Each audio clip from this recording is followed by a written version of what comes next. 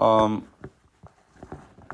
저와 여러분들이 경험하는 그 교회 생활 중에 많은 분들이 교회를 떠나시는 경우들 봅니다. 교회를 떠나시는 대부분의 분들을 보면은 신학적인 문제로 교회를 떠나는 경우는 거의 드물어요. 이 교회에서는 칭의를 이렇게 가르치는가? 어쩌면 그럴 수가 있느냐? 예.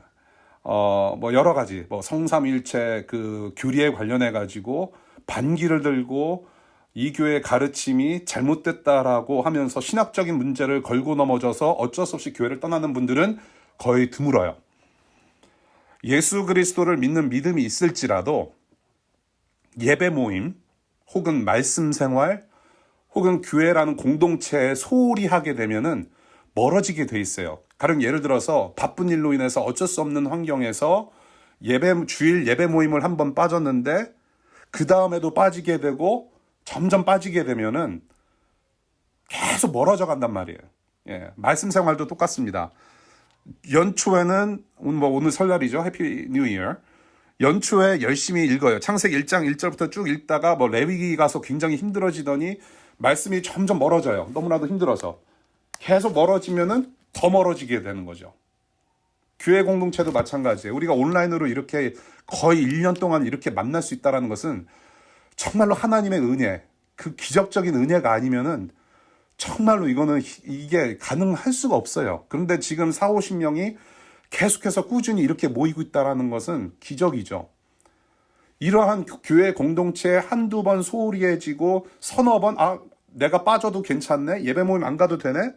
말씀 하루 안 읽어도 되겠네? 하면서 계속해서 그 숫자가 늘어나면 어쩔 수 없이 멀어지게 돼요. 그러면 나중에 이제 교회를 떠나게 되는 거란 말이죠. 예. 하나님께서는 이 시간에도 저와 여러분들 한 사람 한 사람 각자에게 관심을 두시고 집중하십니다. 저와 여러분들도 이 시간에 우리를 방해하는 여러 가지 요소들을 거부하고 주님의 말씀에 몸과 마음의 귀를 기울였으면 좋겠어요. 그래서 우리 주님 말씀, 우리와 함께 하시는 예수 그리스도께 관심 두고 집중하시는 시간 되실 수 있기를 바라요. 우리가 온라인으로 예배하면서 한쪽 윈도우에는 줌 켜놓고 한쪽 윈도우에는 우리 페이스북이라든지 다른 거 올려놓고 그럴 수도 있고, 또 남이 안 보이기 때문에 내가 스크린 껐기 때문에 밥 먹으면서 그냥 이렇게 하나 이렇게 들여다볼 수도 있고, 잡담할 수도 있고 부부끼리. 근데 그것을 좀 거부하고 이 시간에 온전히 집중하고 한 주간 힘차게 살아갈 수 있기를 바랍니다. 오늘 본문의 말씀, 예수 그리스도의 복음의 소식입니다. 이 예수 그리스도의 복음을 들으시고 저와 여러분들을 만나주시는 예수 그리스도를 주님으로 모실 수 있기를 바라고요. 또한 주님으로 모신 분들 다시금 이 복음의 소식을 통해서 마음을 다잡는 시간 될 수 있기를 축복합니다.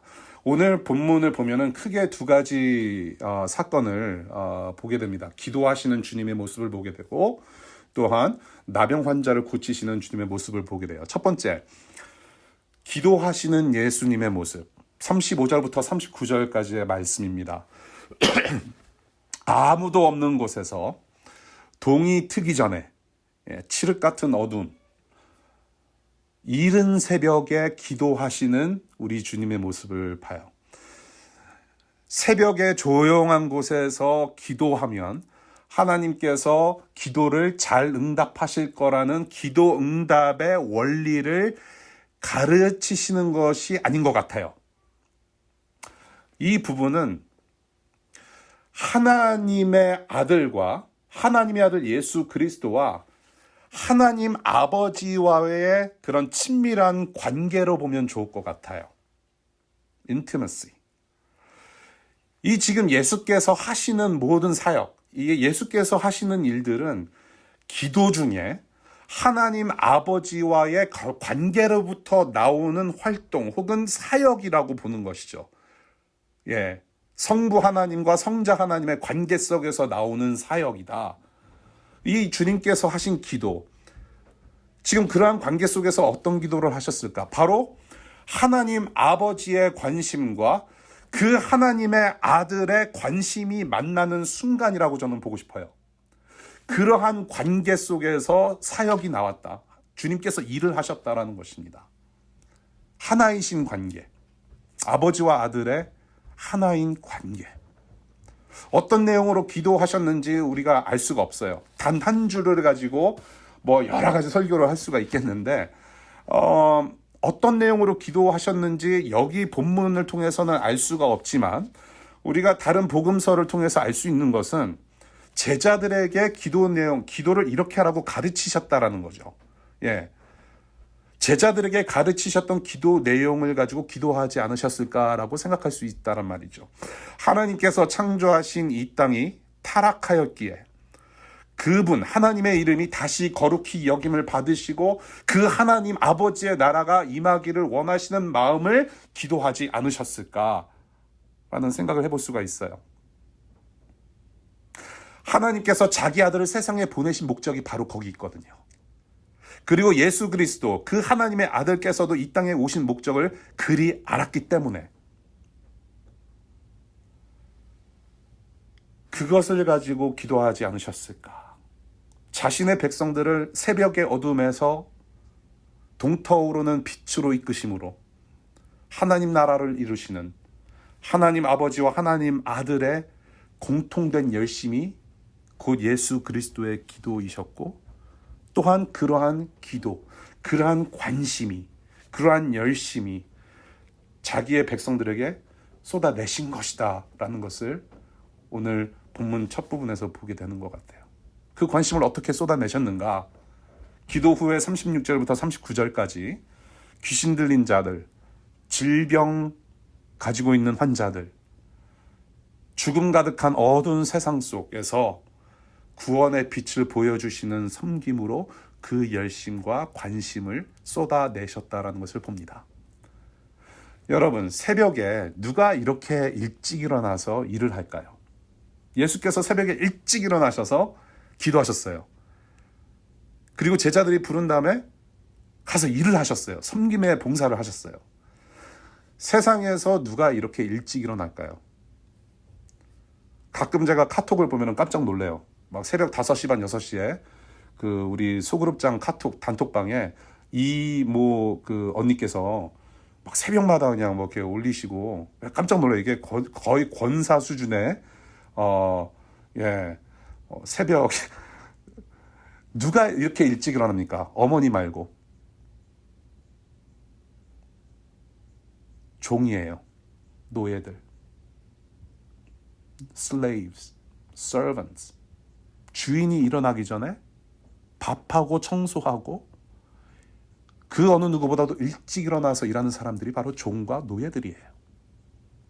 마가의 의도가 여기에 있지 않았을 거라는 생각이에요. 어떤 기도의 원리를 가르치기보다는 주님께서는 우리의 종, 우리의 노예가 되셔서 섬기셨다라는 것을 강조하기 위해서. 그래서 마가복음을 쭉 보게 되면 모든 사건들 속에서 예수께서 중심되는 모든 사건들 속에서 종으로 섬기시는 예수를 계속 보여주고 있단 말이죠.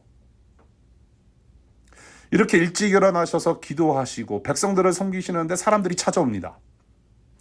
수많은 사람들이 찾아와요. 메시아라는 진짜 믿음이 생겨서 찾아온 것이 아니라 제가 볼 때는 자신들의 문제를 당장 해결하고 싶어서 왔다라고 저는 봐요. 사람 고친다는 소문을 들었으니까 일말의 희망을 가지고 지금 주님을 찾고 다녔다라는 거죠.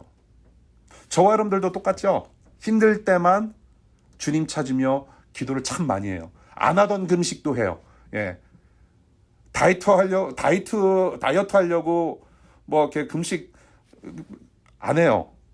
근데 뭔가 힘든 일이 있을 때 정말로 당장 급하게 해결받아야 될 문제가 당면했을 때는 우리는 금식도 한단 말이에요.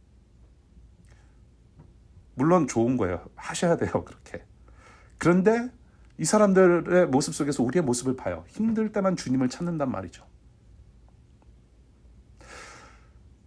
주님이 이것을 몰랐을까요? 아셨을 거예요. 주님은 그러한 사람들의 속내를 아셨음에도 불구하고 백성들을 두루 찾아가셔서 주님의 일을 하셨어요. 우리의 속내를 뻔히 아심에도 불구하고 우리의 기도를 그래도 들어주신단 말이에요.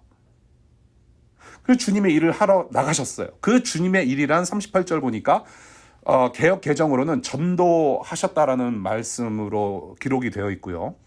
새 번역으로 보시면은 선포하셨다라는 표현을 해요. 우리 1장 38절 볼게요. 말씀을 선포해야 되겠다라고 하십니다. 그것이 주님의 일이라고 하세요. 말씀을 가르치시고 선포하셨어요. 구약 성경의 내용을 해설하셨고 말씀을 풀어주셨고 동시에 하나님 나라를 선포하셨을 거예요. 하나님 나라의 복음을. 이 일을 하러 본인이 이 땅에 오셨다고 말씀하세요. 그런데 39절을 보면 그렇게 말씀만 설교하고 가르치고 선포한 것이 아니라 축사사역, 귀신 내쫓는 사역도 하셨단 말이에요. 예. 그런 일을 같이 하셨어요.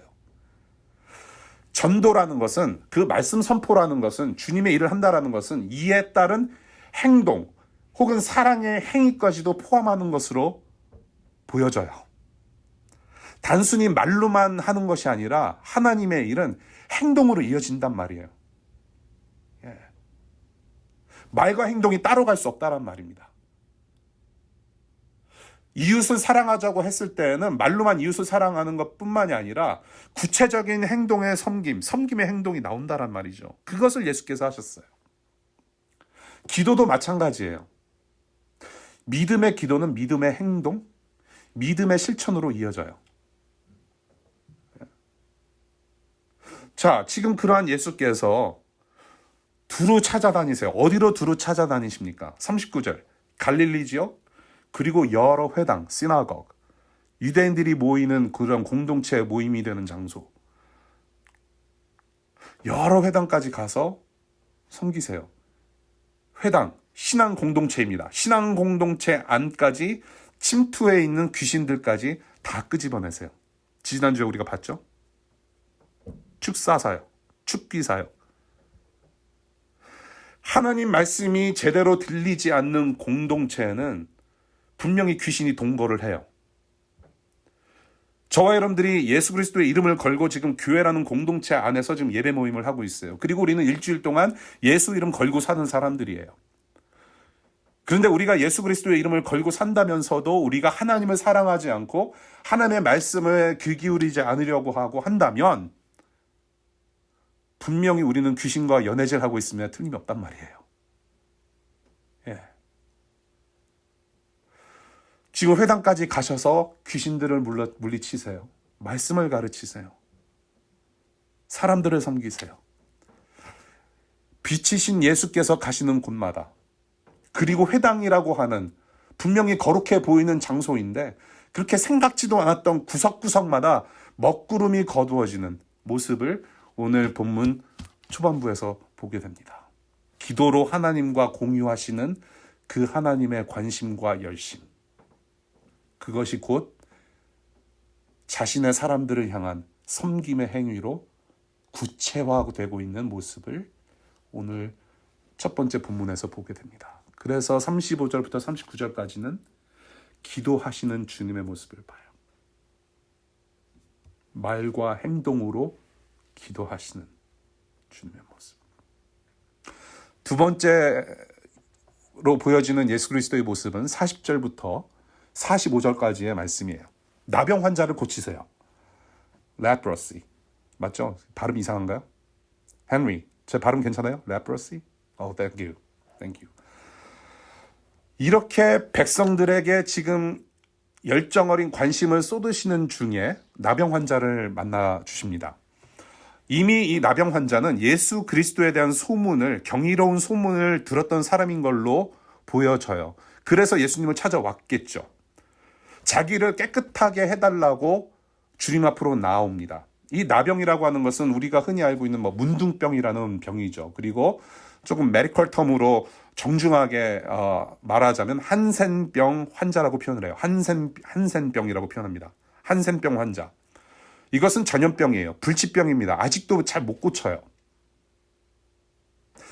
그 당시에 이런 문둥병, 이러한 피부병이 걸렸으면은 네 죄 때문에 지금 하나님께서 저주하시는 거다라고 하면서 부정하다 손가락질 당하고 멸시당하는 병이 바로 이 문둥병이에요. 멸시를 당해요. 이 당시 신앙 공동체, 유대교 신앙 공동체, 정결을 굉장히 많이 강조했죠. 정결, 깨끗함. 정결을 강조하는 신앙 공동체에서도 쫓겨나요. 몸과 마음의 아픔을 수없이 경험하고 또 계속해서 좌절했을 사람인 거예요.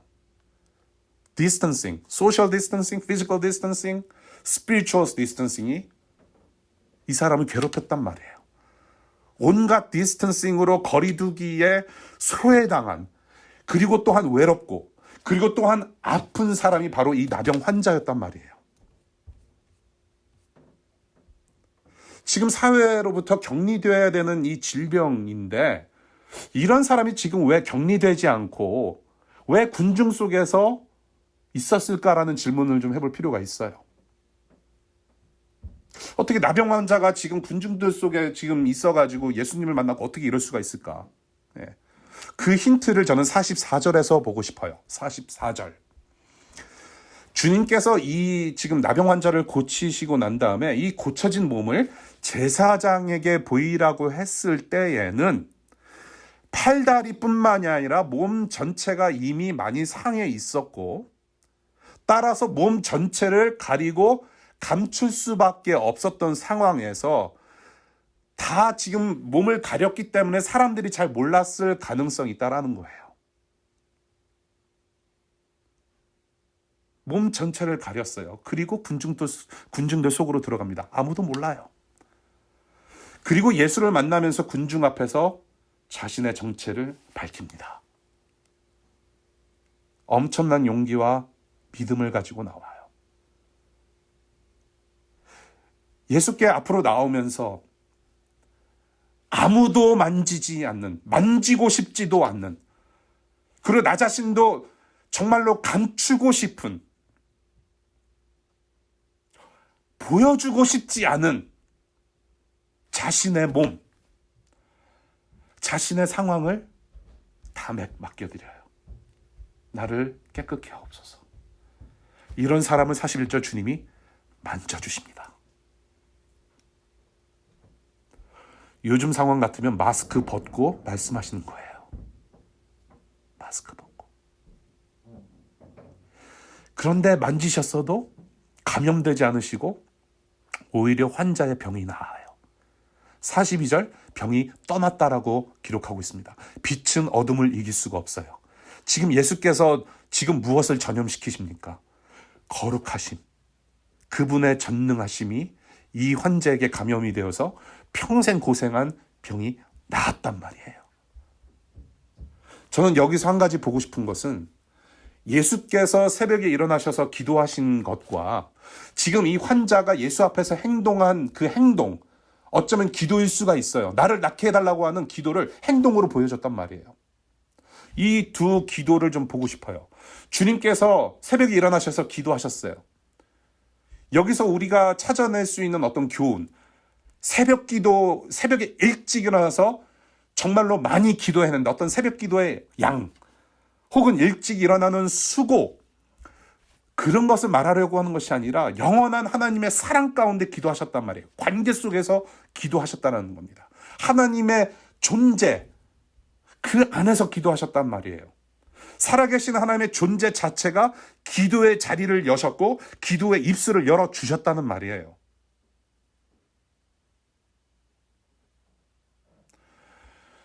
마찬가지로 지금 나병 환자는 그 사람 자신이 용감하게 커밍아웃해서 바라던 것을 정말로 진솔하게 구했기 때문에 나아진 것이 아니라 그 사람이 정말로 용기 내서 노력해서 나아왔기 때문에 나아진 것이 아니라 살아계신 하나님의 아들 예수 그리스도의 선하신 존재 때문에 나아오고 나아지게 되었다라는 사실을 명심할 필요가 있단 말이에요.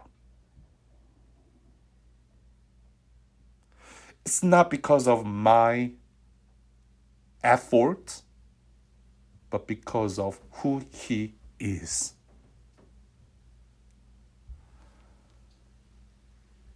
(41절) 그를 불쌍히 여기시고, 불쌍히 여겨주시는 주님 때문에 나을 수 있었단 말이에요. 주님께서 와주시고 만나주시고 만나주셨다. 그리고 44절 보니까 왜 제사장에게 가서 알리라고 하셨는가? 그리고 사람들에게는 알리지 말라. 이 부분을 조금 더 여러분들이 제대로 이해하시려면 오늘 시간 되시는 대로 레위기 Leviticus chapter 14 레위기 14장을 읽어보시면 돼요. 하나님께서 모세에게 주신 제사장의 임무가 여러 가지가 있었는데 그 중에 관련된 그 제사장에 관련된 율법 중에 하나가 바로 이거예요. 피부병 걸린 사람들을 눈으로 확인하고 이에 합당한 제사를 하나님께 올려드리고 그리고 그 질병, 피부병이 있고 없음, 유무를 공식적으로 publicly 인정하는 임무가 바로 제사장이 했었던 일이에요. 수많은 임무들 중에 하나가 그거였어요. 가서 네가 나아졌다라는 것을 제사장에게 보여라. 그리고 공식적으로 뭐라고 합니까? 공식적으로 인정을 받으라는 얘기예요. 사람들 앞에서. 그런데 사람들에게 말하지 말라고도 하세요. 사람들에게 증거 삼도록 하라고 하시면서 또 사람들에게 말하지 말라고 하세요. 도대체 무슨 말일까요? 제사장의 공식적인 입장에 대한 증거가 되라고 하시는 것이지 사람들한테 막 떠벌리면서 다니라고 하는 것, 그 구분이 있단 말이에요. 구별이 돼요. 아무 말 하지 말라. 십자가의 때가 아직 아니다라는 의미죠. 이렇게 유명해지시는 예수 그리스도의 진정한 메시아로 오신 예수 그리스도께 대한 어떤 오해가 생길까 봐서, 그리고 또한 이렇게 유명해지기 때문에 사람들이 너무나도 몰려다니기 때문에 예수 그리스도를 중심으로 자꾸 따라다니기 때문에 이것을 보면서 불편해하는 사람들이 있을 거란 말이에요. 불편해하면 어떻게 됩니까? 공격을 당해요. 괜한 공격의 가능성에 노출되기 때문에 아무한테도 말하지 말고 대신 제사장에게 가서 율법에 쓰여진 대로 그대로 실천하라. 그런데 이 사람은 제사장에게 가기 전에 이미 빅마우스 사람들한테 다 얘기하고 다녀요. 제사장이 있는 곳은 그 성전은 예루살렘까지예요. 예루살렘에 있어요. 지금 굉장히 먼 거리입니다. 제사장이 있는 예루살렘까지 가려면은 꽤 먼 거리이기 때문에 절기 때만 갈 수 있는 거리였고 상황이었어요. 그렇기 때문에 공식적으로 제사장을 만나서 공식적으로 내가 그 병이 나았다라는 것을 인정을 받으려면 오래 기다렸단 말이에요. 기다리는 상황에서 뭐합니까? 지금 기쁜 일이 벌어졌는데 내 병이 다 나았는데 어떻게 합니까? 그러니까 떠벌리고 다니는 거예요. 소문을 낼 수밖에 없어요. 아니 평생 고생하고 평생 이렇게 힘들고 아파하면서 살아왔는데 사람들하고 같이 대화 나누는 게 얼마나 신나요. 지금 예수라는 사람이 지금 내 병을 고쳐주셨다. 지금 페이스북에 계속 올리는 거예요. 인스타 사진 찍어가지고 지금 자기 셀카 찍어가지고 나 이렇게 나았다. 몸에 부위 찍어주면서 슬라이드 넘기게 보여주면서 지금 뉴스를 지금 제공하고 있단 말이에요. 클럽하우스도 가입해가지고 사람들한테 자꾸 이렇게 오라고 하는 거예요 지금. 제목에 뭐라고 썼을까요? 나병 환자 정말로 끝내줘 기적이 일어났다 그러면서 괄호 열고 이쁜 반말 좋음 하면서 이제 사람들 불러 모아가지고 지금 클럽하우스에서 방송하고 있어요. 내가 나았다. 얼마나 기뻤을까요?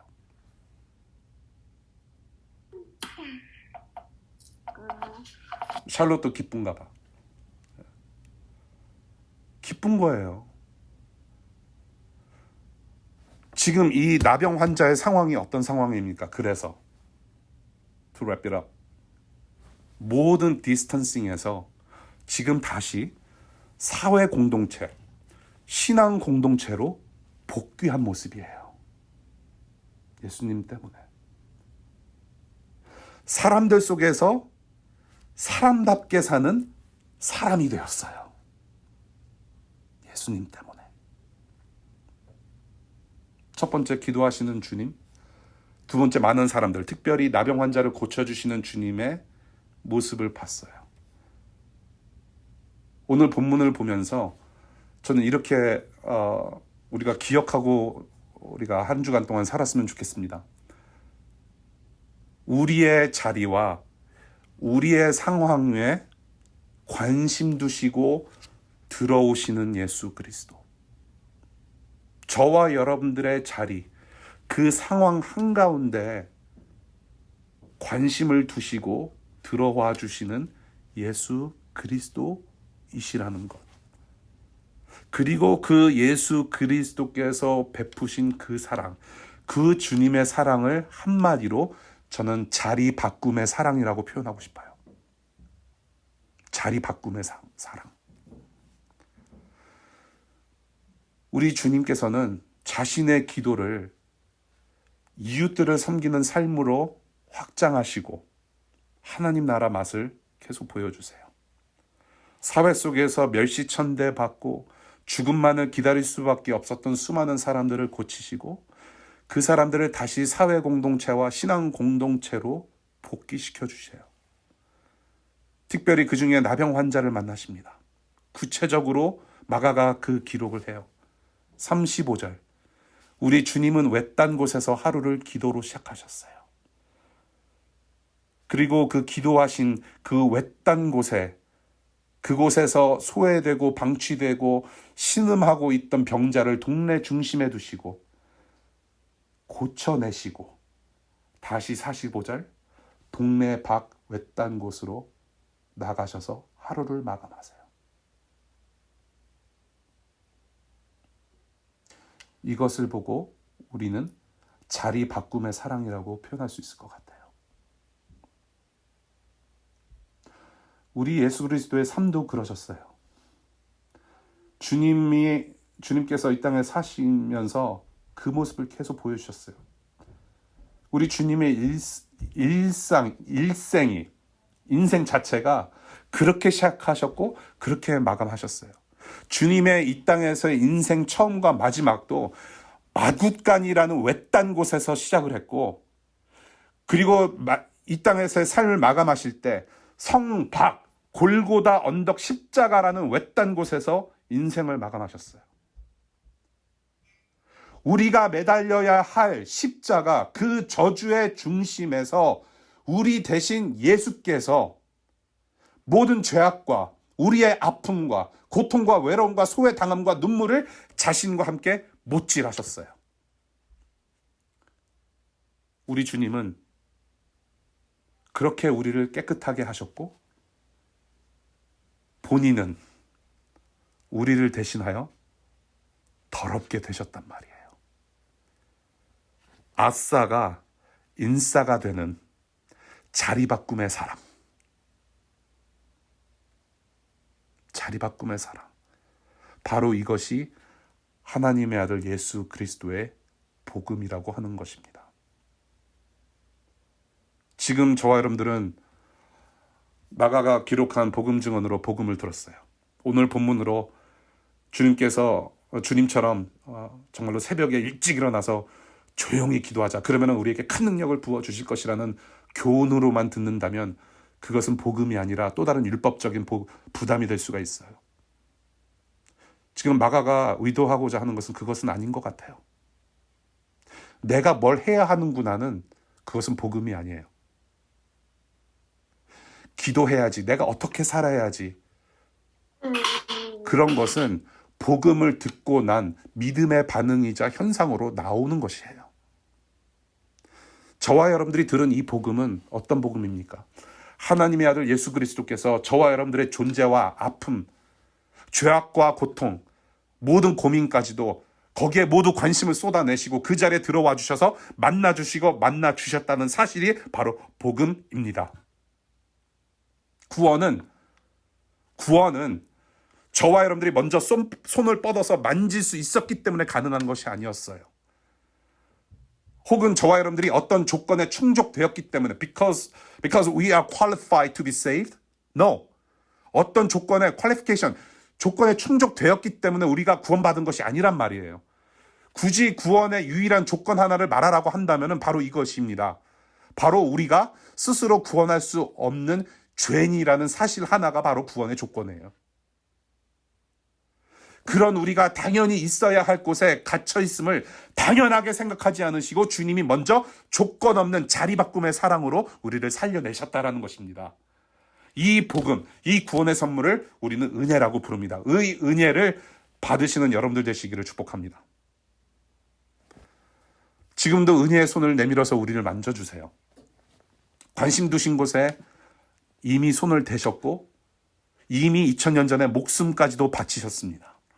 그리고 다시 살아나셔서 죽음과 고통, 이 모든 얻은 것들을 이제는 문제가 되지 않음을 선포하셨어요. 십자가에서. 그리고 부활을 통해서. 우리 주님은 저와 여러분들의 고민과 힘들어함을 그냥 지나치지 않으세요, 여러분. 여러분들의 힘듦과 모든 고민과 고통, 그 모든 것까지 다 주님의 관심 영역 안에 두셨어요. 그리고 만져주기를 원하세요. 우리의 마음, 우리가 은밀히 죄성을 품고 있는 생각의 구석구석, 우리의 끄집어내기조차 버거운 슬픔까지도, 저와 여러분들의 보잘것없고 드러내기 창피한 일상의 모든 면들까지 우리 주님은 만져주시기를 원하세요. 그런 우리 안에 주님께서 함께 하시기를 원하십니다. 우리 대신 십자가에서 우리를 위해 이미 죽음이라는 큰 고통을 당하시고 부활하신 주님이시기 때문에 저와 여러분들이 잠시 겪는 오늘의 어려움을 다 덮어주실 수 있는 분이세요. 우리의 현실을 잘 아시고 들으시고 위로와 격려와 소망으로 계속 만져주시는, 지금도 살아계시는 참 좋은 주님이십니다. 그래서 주님은 고치실 수 있고 깨끗하게 하실 수도 있습니다. 담대하게 외치며 주님 만나시기를 바랍니다. 여러분의 자리에서 분명히 만나주시고 만져주시고 우리가 영원토록 있어야 할 곳으로 인도하실 것입니다. 우리의 자리, 우리의 상황에 관심 두시고 들어오시는 예수 그리스도, 그 주님의 사랑은 자리 바꿈의 사랑이었음을 손을 내밀어 그에게 되시고라는 제목으로 나눈 우리 주님의 복된 소식 함께 들었습니다. 우리 다 같이 이사야서 53장 3절부터 5절까지의 말씀을 우리 다 같이 읽고 오늘 말씀 마치겠습니다. 우리 다 같이 스크린에 보이시는 대로 함께 보이시나요? 보이시나요? 예, 이사야서 53장 다 같이 읽겠습니다. 큰 소리로 시작. 그는 사람들에게 멸시를 받고 버림을 받고 고통을 많이 겪었다.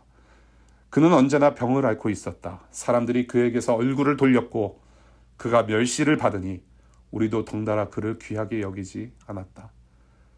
그는 실로 우리가 받아야 할 고통을 대신 받고 우리가 겪어야 할 슬픔을 대신 겪었다. 그러나 우리는 그가 징벌을 받아서 하나님에게 맞으며 고난을 받는다고 생각하였다. 그러나 그가 찔린 것은 우리의 허물 때문이고 그가 상처를 받은 것은 우리의 악함 때문이다. 그가 징계를 받음으로써 우리가 평화를 누리고 그가 매를 맞음으로써 우리의 병이 나았다. 함께 기도하겠습니다.